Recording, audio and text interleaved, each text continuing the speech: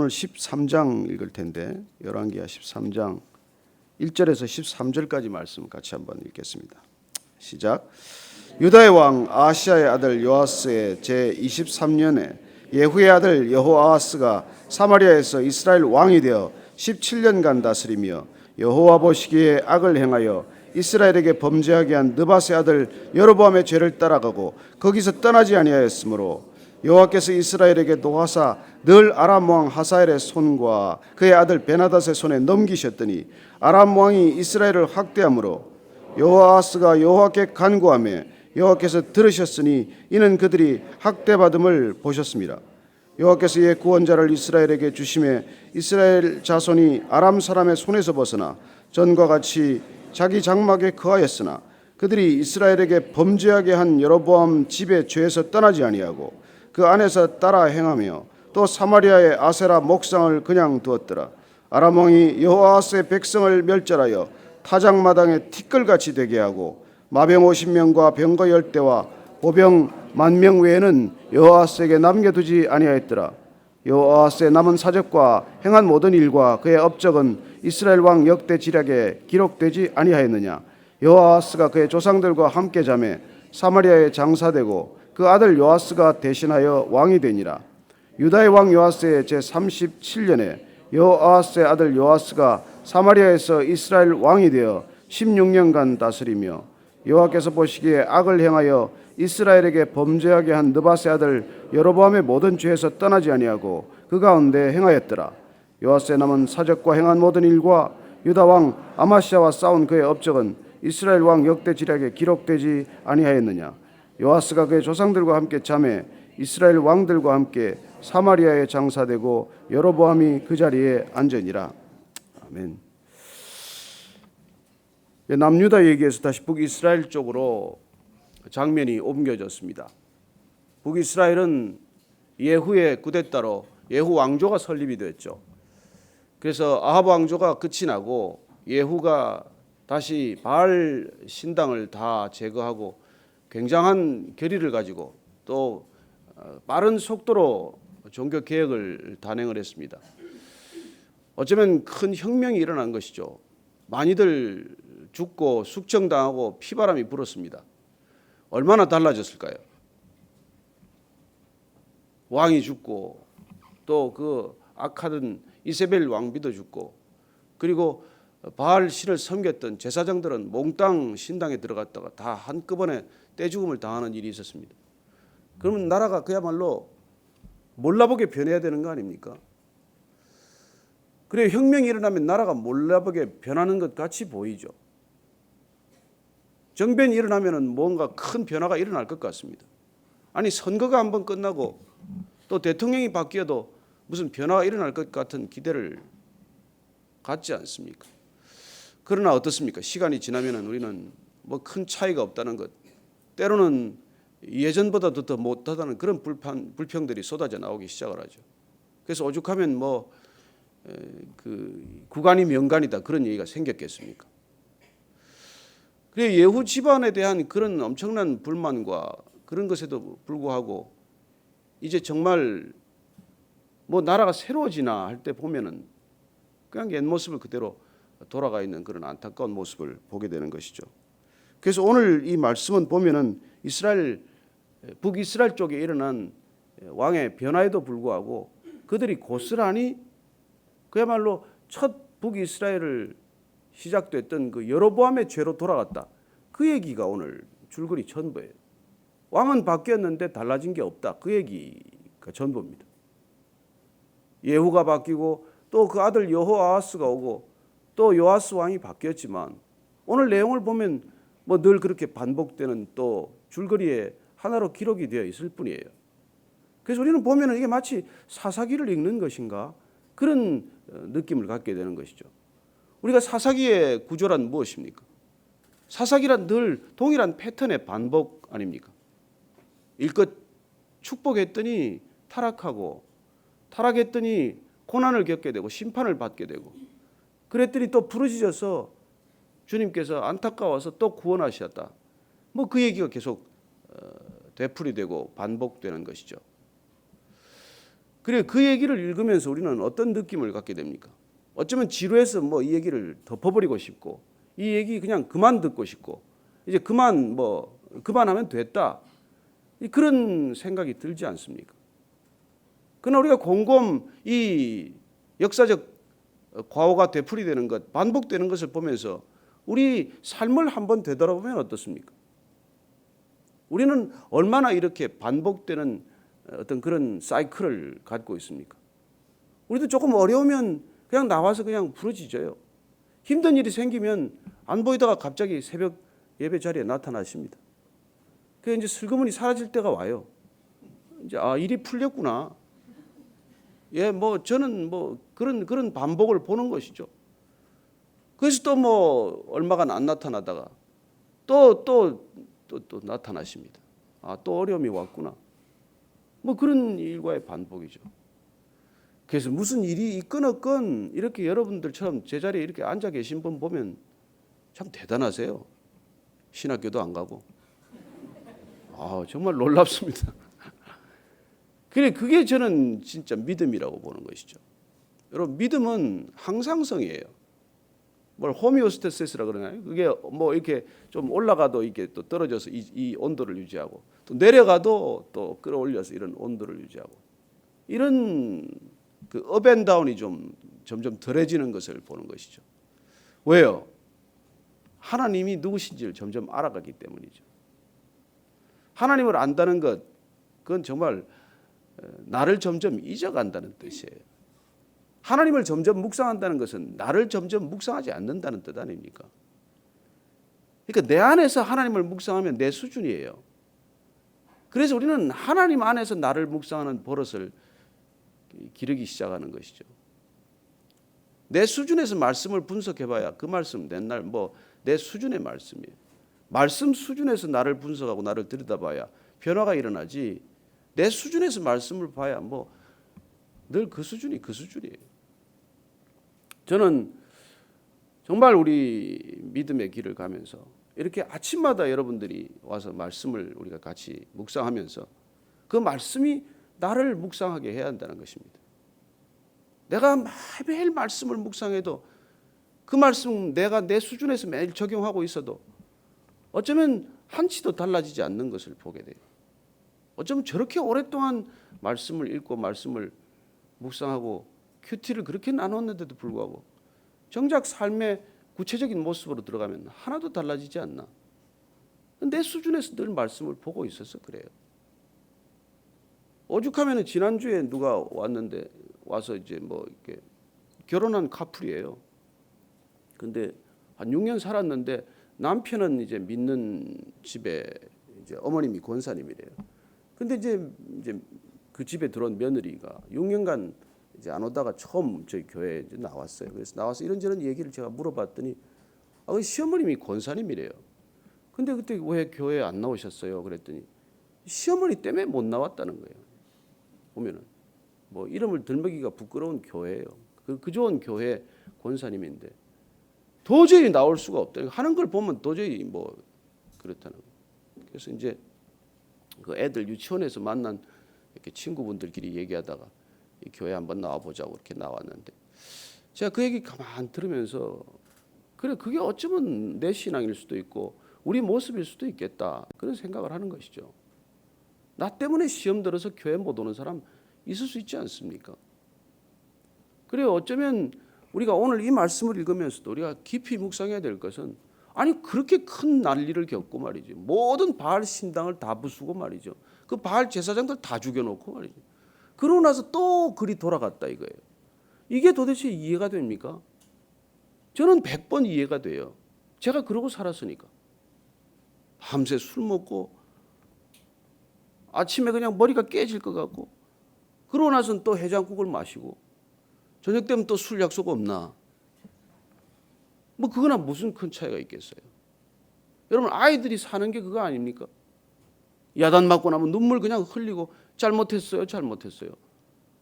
그러다가 또 그냥 똑같은 잘못을 또 저지르고 이제 철이 조금 들면 어떻게 됩니까? 잘못했다는 말은 없어지고 집을 뛰쳐나가 버리죠. 그 얼마나 애들이 그렇습니까? 언제 깨닫습니까?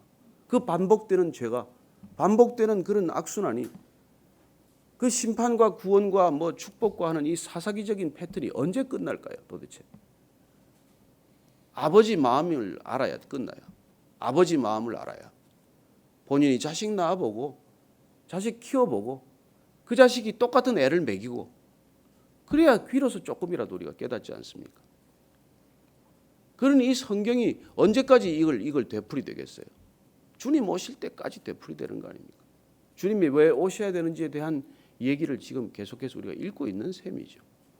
오늘 보면은 하나님께서 그냥 그 예후가 그렇게 할 때 예후 너 4대 동안 내가 지켜주겠다고 그랬어요. 그래서 그렇게 죄로 빠졌지만은 하나님께서 당장 벌하지 않으셨습니다. 여호와스와. 그래서 그 3절 13절 말씀 한번 보실까요? 시작. 여호와께서 이스라엘에게 노하사 늘 아람 왕 하사엘의 손과 그의 아들 베나닷의 손에 넘기셨더니, 이 보십시오. 그래서 이제 또 그런 오늘 보니까 여로보암의 죄를 따라가고 거기서 떠나지 아니었기 때문에 거기서 떠나지를 못하는 거예요. 아니 거기가 어딘데 거기서 그렇게 못 떠납니까? 거기서 떠나지 못한다는 이걸 우리가 알아야 돼요. 거기가 어딘데 거기서 못 떠납니까? 거기서 떠나지 못했더니 그 조금 있다가 보기로 하고 하나님께서 이스라엘에게 노하사 하나님께서 분노하셨어요. 여러분 진노하시는 하나님 우리가 잘 아시는 하나님 아닙니까? 사랑은 진노하는 하나님의 성품 아닙니까? 사랑하기 때문에 죄로부터 떠나지 못하는 것을 진노하고 계신 것이죠. 그래서 하나님께서 어떻게 하십니까? 늘 아람 왕 하사엘의 손과 그의 아들 베나닷 손에 넘겼다고 되어 있습니다. 여러분 그냥 이렇게 하나님이 넘겨준 게 아니에요. 하나님께서 여러분 심판하기 위해서 뭘 불러들여서 이거 하지 않습니다. 보호하고 있는 보호막을 잠깐 손을 멈추면 이렇게 되는 거예요. 하나님께서 늘 지켜주십니다. 그런데 지켜주는 손길을 잠깐 손만 잠깐 이렇게 내려놓으면 이런 일이 일어나는 거예요. 저는 이 교회를 보면서도 늘 그렇습니다. 하나님께서 지켜주는 손이 있어요. 늘 보호하고 계시는 손길이 있습니다. 그런데 우리가 정말 주님을 전심으로 의뢰하지 않을 때 하나님께서 잠시 손을 쉬세요. 그러면 이런 일이 일어나는 것이죠. 저는 어떻게 보면 참 우리가 이 날마다 교통사고 안 당하고 이렇게 사는 것, 그야말로 우리가 날마다 우리 몸 안에 뭐 이렇게 그 암세포가 생겨나지만 그러나 다 암세포로 인해서 우리가 그렇게 뭐 정상세포가 다 당하지 않는 것, 이게 다 지켜주시는 손길 때문이라고 믿습니다. 하나님께서 그 손길을 잠시 멈추면 이런 일들이 일어나는 거예요. 사방의 대적들인데 그 대적들로부터 지켜주시는 분, 그분의 손길을 잊어버리면 그럼 잠시 손을 멈추면 이런 일들이 일어나는 것이죠. 하사엘 아람 왕의 손길과 그리고 그 아들 베나닷에 얼마나 시달렸는지 모릅니다. 뭐 가진 게 남아 있는 게 없어요. 나중에 보면 아시겠지만 남은 게 뭐 마병 50명하고 무슨 뭐 전차하고 뭐 10,000명 남았다고 되어 있습니다. 이스라엘이 한참 병력이 많을 땐 100만 병력이었어요. 그런데 그렇게 계속해서 지속적으로 당하더니 결국 남아있게 이런 병력만 남았다는 것이죠.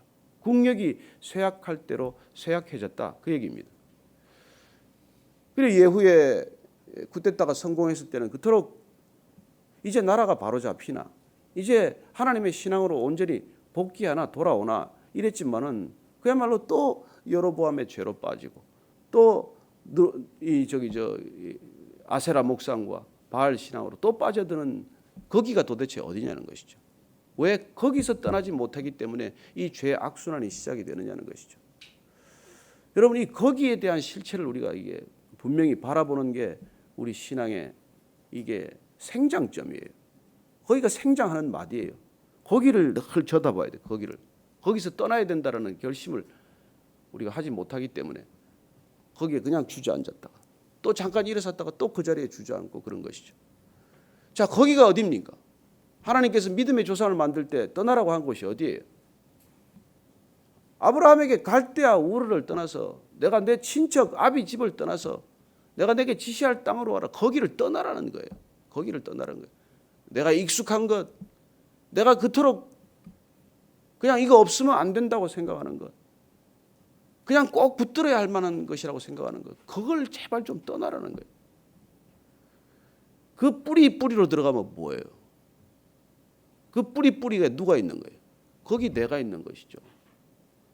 거기 내 자아의 모습이 그렇게 웅크리고 앉아 있는 것이죠. 자라지 않는 자아, 변하지 않는 자아, 그냥 왕고집스러운 자아, 그 자아가 그냥 마치 상처난 곰처럼 웅크리고 있는 것이죠. 건드리면 화들짝 놀라고. 그래서 여러분, 죄란 뭐 그거 아니에요. 그 웅크리고 있는 자아가 한 번씩 그야말로 몸서리 치는 게 그게 죄예요 다. 거기서 떠나지를 못하기 때문에 늘 거기 붙들려 있는 거죠. 거기 붙들려 있는 것이죠. 저는 우리가 이 크리스천들이 정말 우리가 타 종교에서 배워야 할 게 그 자기 성찰의 부분이라고 생각을 합니다. 우리가 수행이나 수련이 다가 아니에요. 그 사람들은 하나님의 말씀이 없어요. 그래서 자기 성찰은 깊은데 가야 할 방향이 없어요. 그래서 그야말로 윤회하는 것이죠. 그리고 깨치기는 깨쳤어요. 내 모습도 보았어요. 그건 어디로 가야 되는데? 뭘 붙들어야 되는데? 우리는 여러분 붙들 방향은 알아요. 말씀은 있어요. 말씀도 알아요. 그러나 이 말씀하고 떠나야 할 그곳하고 늘 같이 움켜쥐는 게 그게 혼합된 신앙이란 말이죠. 그래서 오늘 이 이스라엘의 신앙을 보면서 북이스라엘 왕들의 또 실족을 보면서 이게 늘 되풀이되는 근원을 우리 자신에게 비추어서 한 번 더 들여다보자는 것입니다. 그 끝없이 나를 주장하고자 하는 의지는 무엇 때문이며 나는 도대체 무엇 때문에 이 길을 가는지에 대해서 우리가 날마다 그런 성찰이 있을 때 내가 가야 할 방향에 대해서 조금 더 과감하게 거기를 떠나서 주님이 보라고 하는 것을 볼 것이고 주님이 가라고 하는 것을 갈 것이고 주님께서 말씀하시는데 비로소 귀가 온전히 열리게 되는 것이죠. 아니면 말씀은 있으되 내 듣고 싶은 대로 듣고 가라고 하지만은 내 가고 싶은 만큼만 가는 그런 일들이 우리에게 늘 반복될 수밖에 없다는 것이죠. 오늘 이 아람 왕과 그 하사엘 베나닷의 손에 계속되는 괴로움은 어디서 비롯된 것입니까? 그리고 이렇게 주님께서 우리를 부르셔서 온전한 자기 백성 삼으셨는데도 불구하고 우리가 끝까지 거기 따라가기를 고집하지 않고 거기에 우리가 순종하지 않고 결국은 내가 가져야 할 것, 내가 지켜야 할 것에 지키는 그런 모습을 우리가 반복된 모습을 본다는 것이죠. 그래서 하나님께서 손을 잠깐 멈추면 하사엘의 손이 오고 베나닷의 손이 옵니다. 부르짖었더니 하나님께서 구원자를 보내셨다고 되어 있어요. 이건 되게 아수르의 황제로 봅니다만 아수르가 아람을 다시 침공함으로써 그 손길이 잠시 멈추었다라는 그렇게 역사학자들은 해석을 하죠. 그렇습니다. 하나님께서는 모든 나라의 하나님이시고 모든 백성들의 하나님이세요. 그렇게 또 부르짖으면 아람을 손을 또 잠깐 덮어두는 것이죠. 이 여러분이 지금 돌아가는 국제 정세를 보십시오. 국내외 정세를 다 한번 보십시오. 우리가 특별히 하나님을 믿는 백성들이기 때문에 어떻게 보면 이 한반도에 주어지는 상황은 훨씬 가혹한 상황이 될 것입니다. 우리가 안 믿었다면 모르되 믿는 백성들이 많고 하나님께서 한번 부르신 백성들이 이토록 많은 나라인데 이 백성들이 끊임없이 다시 그곳으로 돌아가고 거기서 떠나지 못하고 그곳에 묶여 있을 때 하나님께서는 때로 하사엘과 같은 사람, 베나닷과 같은 사람들을 통해서 우리를 흔들어 깨울 것이고 그리고 우리가 부르짖으면 하나님께서 잠시 그 손길을 또 멈추어 주겠지만 우리가 돌이키지 않는 동안 계속해서 그 악순환은 반복되는 사이클을 보이겠죠. 어쩌면 인류 역사란 그런 것이고 우리 주변에 일어나는 모든 상황들이 그런 것이고 더 사실 내밀하게 나 자신을 살펴보면 내 신앙 자체가 그렇다는 것입니다. 뭐 하여튼 좀 된 것 같지만 또 거기서 떠나지 못하고 있는 나 자신의 모습에 우리가 한 번 더 오늘 이 아침에 들여다보고 내가 떠나지 못한 그곳은 대체 어딘가? 그래서 정말 내가 갈대아 우르를 떠났는가? 여러분 장소를 떠나는 건 또 그나마 쉬운 일이에요. 그러나 정말 내 깊은 그 어설픈 자아로부터 떠나지 못하면 우리는 하나님을 믿는 신앙 안에서 끝없이 나를 고집하고 나를 주장하는 그런 악순환이 되풀이되는 것이죠. 그 증세는 우리가 간단합니다. 여러분 기쁘십니까? 감사하십니까? 보십시오. 시간 지나면 다 감사가 없어지죠. 다 은혜 없어지죠. 억지로 하는 것이죠. 무슨 기쁨이 있습니까? 그러면 불평과 불만이 스물스물 기어나오기 시작을 하고, 그리고 하나님의 은혜를 까마득히 잊어버리고, 하나님이 내게 어떻게 뭘 베풀어 주셨는지는 이미 뒷전인 것이죠. 저는 오늘 아침에도 샤워할 때 아침에 밑에 집에서 물을 쓰면 금방 물줄기가 약해지고 찬물이 나와요. 그럼 깜짝 놀라지 않습니까? 그러면 화가 나야 됩니까? 제가 그런 일이 있을 때마다 기억하는 게 있습니다. 제가 어릴 때는 샤워하려면 연탄 불에다가 물을 뜨겁게 끓여가지고 그 한 바퀴에서 이렇게 물 데워가지고 말이죠. 예? 한 바가지 퍼가지고 또 찬물에 섞어가지고 그렇게 몸을 씻고 살았어요. 그것도 대단한 집이에요. 그 생각을 하는 거예요. 그 지금 물줄기가 이렇게 쏟아지는데 물이 좀 차면 어떻고 조금 뜨거우면 어떻습니까? 그래 오늘 뭐 제 아내가 또 이렇게 몸이 좀 안 좋다고 제가 운전을 못 한대요. 혼자 가래요. 그럼 짜증이 나야 됩니까? 매일 해주다가 왜 운전을 안 해주냐고? 아니요. 그렇게 있는 것만 감사한 일이에요. 여러분 진짜 감사를 우리가 결단하지 않고 감사로 돌아가지 않으면 우리 신앙은 헛거예요. 그분 때문에 감사할 일이 전부예요. 우리가 구원받았기 때문에 모든 것이 감사해야 돼요. 뭐 조건 따져서 이거는 감사하고 이거는 감사 안 할 게 없어요. 아니 그분이 다 우리에게 허락하셨다는데 내 눈에 안 보이더라도, 비록 돈이 지금 내 호주머니에 안 보이더라도 감사하고, 건강이 지금 내 마음대로 되지 않더라도 감사하고, 그런 것이죠. 뭐 저는 여러분들이 정말 이 되풀이되는 악순환에서 벗어나는 길은 정말 기억할 걸 기억하는 거예요. 그래서 저는 제가 내린 결론이 있습니다. 머리 나쁜 사람이 신앙이 좋지 않다. 뭐 내가 내린 결론은 간단해요. 왜냐하면 머리가 나쁘기 때문에 자꾸 잊어버리거든요. 머리 좋은 사람은 기억하잖아요. 머리 나쁜 사람은 금방 잊어버려요. 이렇게 돌아가는 거죠. 이렇게 악순환으로 돌아가는 것이죠. 저는 여러분들이 정말 머리 좋은 사람 되기를 바랍니다. 그래서 그냥 감사가 계속 기억이 돼야 돼. 너무 감사하다. 뭐 불만할 게 없어요. 불만할 게. 제가 이제 어제도 어제 유호정 씨가 이제 우리 찾아와서 이 카페가 이제 뭐 이렇게 저렇게 안 되게 됐다고.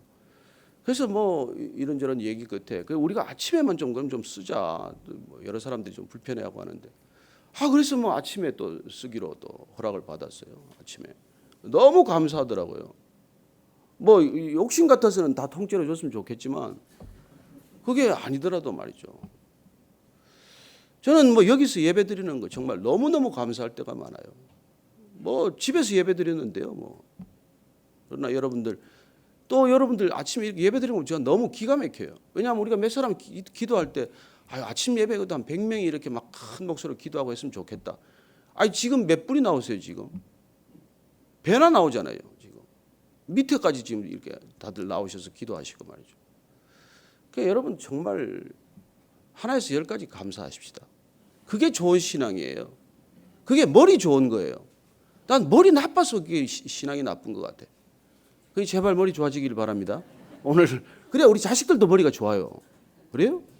같이 한번 오늘 기도할 때 정말 우리가 기억해야 할 것 기억하고 감사해야 할 것 감사하게 하여 주옵소서. 내 입술에 불평이 떠나게 하시고 불만이 사라지게 하여 주옵소서. 한번 기도하겠습니다. 하나님 아버지, 주님께서 우리를 구원하신 것 하나만 기억해도 불평할 일이 없고 불만할 일이 없는데, 주님 우리가 그걸 한순간에 잊어버리고 다시 불평하고 다시 불만하고 다시 죄로 돌아가는 모습을 보게 됩니다. 하나님 우리의 죄악에서 근본적으로 떠나게 하시고 죄의 속성에서 벗어나게 하시고 오직 주님이 점점 묵상되게 하시고 나를 깊이 묵상하는 그 죄 속성에서부터 벗어나게 하여 주옵소서.